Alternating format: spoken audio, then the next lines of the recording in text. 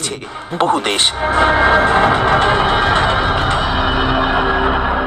আন্তর্জাতিক গণমাধ্যমের খবর, চীনের সর্বাধুনিক প্রযুক্তির এই ফাইটার জেটের প্রথম ক্রেতা হতে যাচ্ছে পাকিস্তান। সমরাস্ত্র সাময়িকী দ্য ওয়ার জোন, এমনকি সাউথ চায়না মর্নিং পোস্ট পাকিস্তানের বিমান বাহিনীর প্রধান জাহির সিধুর বরাত দিয়ে জানাচ্ছে, চীনের কাছ থেকে এই J-35 ফাইটার জেট পেতে যাচ্ছে পাকিস্তান। আর তাহলে পাকিস্তান হবে এই 5th জেনারেশন ফাইটার জেট ক্লাবের 5ম সদস্য। আর তাতেই দুশ্চিন্তা ভারতের।